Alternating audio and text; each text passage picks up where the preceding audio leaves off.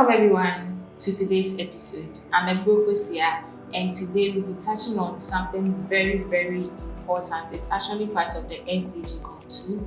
We want to make sure we are touching topics that will help reduce hunger. So today's topic will revolve around food insecurity and health disparity. Yes, so I'm here with Philomena Wusu, my namesake. Kindly introduce yourself. Thank you very much for having me. I'm a public health officer at the 37 Military Institute. Okay. Today, I would want us to first touch on the overview of food insecurity in Nigeria. First in Ghana and then in Africa. Thank you very much. As humans or as individuals, there's no day that we can do away with food. Yes. Food is a basic necessity. Per the Abraham Maslow theory of needs. Yeah. You need food to be able to go about your day-to-day activities. We eat to fill our tummy, as some may think, but then there are basic nutrients that are in the food that we eat that requires for developmental growth in every individual. And when we talk of food insecurity, it's lack of access to food. And then these food are to keep us active. So if you lack access to food, that means there's going to be a disparity. So according to the Food and Agriculture Organization in 2021, there was an increase in people suffering from food insecurity. So in 2021, it was 560,000 people. And then in 2022, it shoot up. There was an increase. So it was from 560,000 to 823,000, which is a public health concern. Yeah. As public health officers, we seek to read that everyone attains health and each individual have access to whatever basic necessity that they need in life. And so if there is an increase of food insecurity, it means health problems within individuals are going to be on the increase. So hence the reason why we are here to talk about food insecurity, look out for some challenges and solutions that we can talk about in order to do away with food insecurity. Awesome. So can you help us with some of the causes of food insecurity? Thank you very much. Yeah, so some of the causes of food insecurity is poverty. Poverty, if you are poor or if you don't earn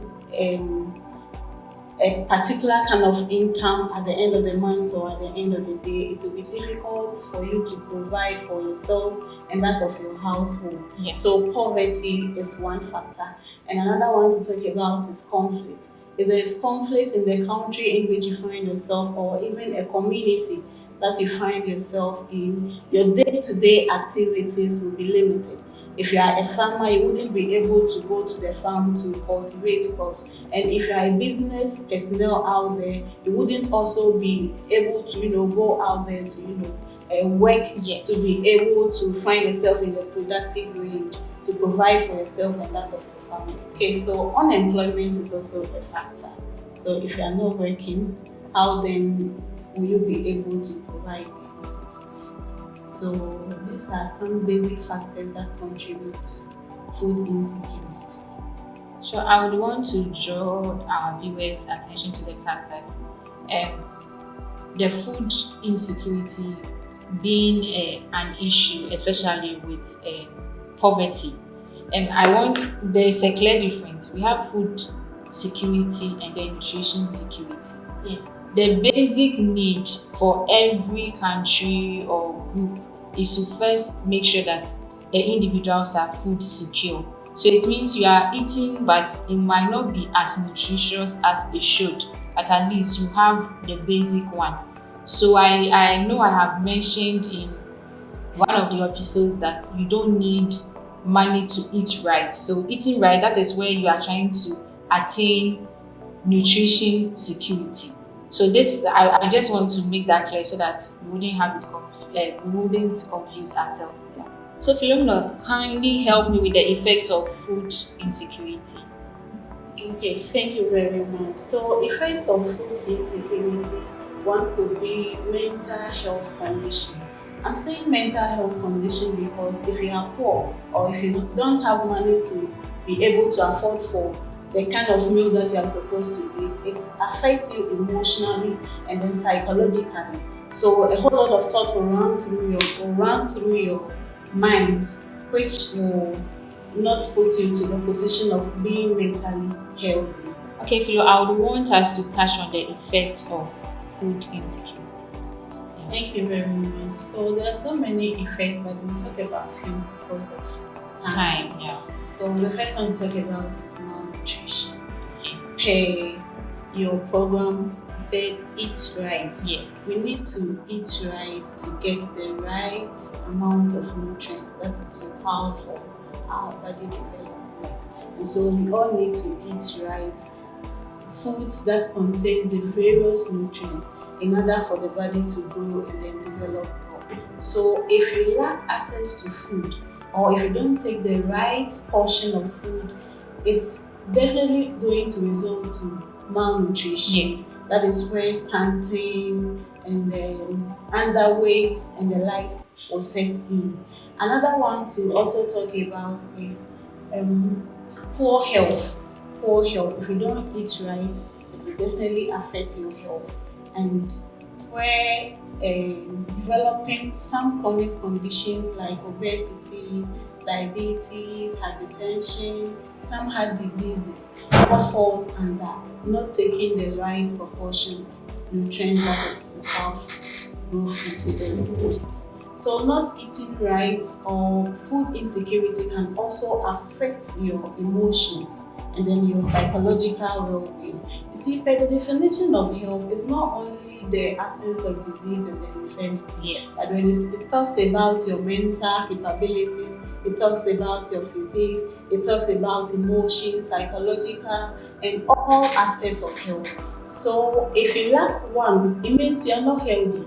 Yes. We have to take health into consideration by treating health in a holistic manner. Yes. But then if you divert or if one aspect is left out, it means the individual is not healthy or the Yes. community is not healthy, and so it needs to be tackled. Oh, okay. And please, what are some of the challenges in addressing food insecurities? Okay, so there are so many challenges in addressing food insecurity. For example, when there is an increase in population, when there's population growth, it's definitely going to affect, let's say, farm produce demands. Okay, when the population increase, people will definitely demand for more farm products because we are many now. If let's say a household and we're about 6 and maybe there has been an increase, now you're about 10. If we were consuming 2 tubers of yam in a day as a household, now it has to go on with the increase because another group of people have joined the family. So population growth is a factor. So some other challenge to talk about is storage. Storage. You see, the agricultural sector lacks storage facilities. There are times, you see, in Ghana we have 2 seasons. We have the rainy season and then we have the dry season. And each of the season and the kind of food crops that are grown in abundance. Yes. So if there are storage available or storage facilities available, when the food crops come in abundance, we will be able to store some of them such that during the time of let's say shortage, we will be able to go for the ones that have been kept for the future use. So storage is also a problem. And then let's say lack of access to quality roads. Yes. So maybe right from the farm, transporting the farm goods to the market centers or the communities in which these foods are being going to be consumed by the community members. We need to tackle it from that angle too. So we need to construct roads leading to the various farms that they produce these food crops that we are talking about, so that the food wouldn't be left in the farms and then spoil. Yes. So government has to take it from that angle. And another one to also talk about is land, scarcity of land. Scarcity of land. Now, various land has been, turned into building of houses and then industrial purposes.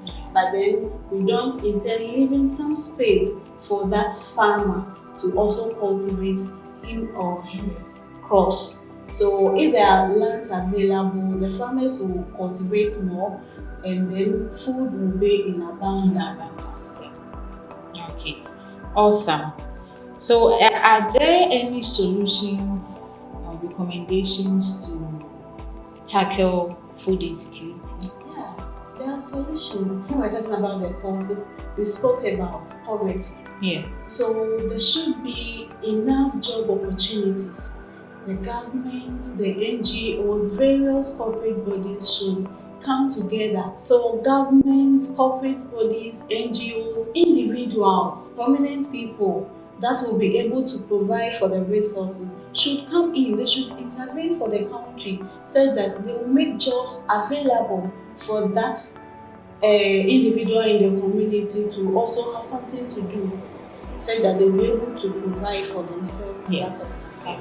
We should also put it at the back of our mind that the fact that you are a government worker doesn't mean you also don't have to engage yourself into farming. We all have to come on board. At our backyards, we need to cultivate petty crops that will help put food on our table, even during the time of difficulty that we don't even have money to provide for the family. You walk to your backyard, you get that abedu, turkey berries. Yes. Okay, you get your turkey berries. If it is about pepper, you get it over there. Your vegetables. So we should put ourselves into it. And then there should also be public health campaigns.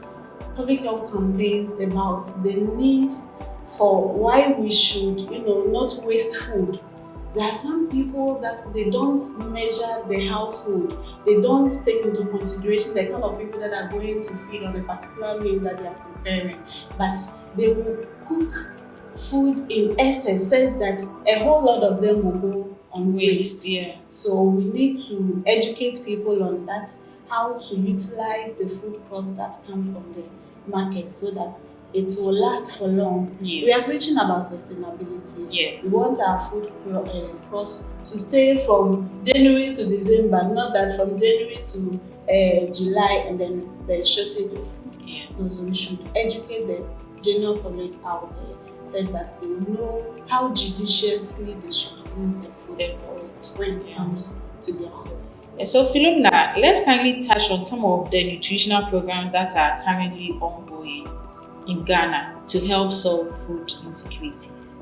Okay, so you see, since not everyone will have access to adequate and nutritious food, there has been an intervention, that is the nutritional program that we are talking about. Yeah. So in the basic schools, there is an introduction of GIFT program. Yes. Girls Iron Folic Acid Supplementation. Yes. And this is a supplement given to the girl child because during, let's say, menstruation, they lose a lot of blood and they need some nutrients that they've lost. They need it back. So we give the iron folic supplementation to these girls so that whatever blood that they've lost, it will be replenished. Awesome. And another intervention to also talk about is breastfeeding. Exclusive breastfeeding. It's one intervention program. So right from birth, you need to introduce breast milk to your child. And it's 0 to 6 months. No addition, no water, no gripe water. Yeah. Most of the time, the mothers, they think that my child is having constipation, and so they go out there and then buy dry water for their babies. Please, it's not recommended. If the child is suffering from severe constipation, send this child to the hospital and then they will recommend whatever measure that will help this child to be able to eat freely. And so exclusive breastfeeding is one thing that we recommend for our mothers out there. It's a nutritional policy. There are other nutritional programs like complementary feeding. Yes. So the complementary feeding, see, you are to introduce only breast milk to your child from 0 to 6 months. And then after 6 months, you are to introduce complementary feeding. That is the family food. So bit by bit, don't force the child to eat what they can't. So even if they eat 1 spoon, it's enough. Okay, gradually they'll be able to adapt the food that the family eats. So introduce it gradually. Don't Whilst they are still taking whilst their they are breast still milk. taking Yes. the breast milk. So complementary feeding is also a nutritional program. So we can't talk about food insecurity issues in Ghana without talking about the amazing things that HBP is doing. So HBP has a lot of program ongoing to help tackle food insecurity issues. So one is helping people learn how to farm and farm well. So you learn it as something that you can do behind your house, that small garden, and also something that you can do that will help fetch money. Thank you very much for staying till the end of this episode. See you in the next.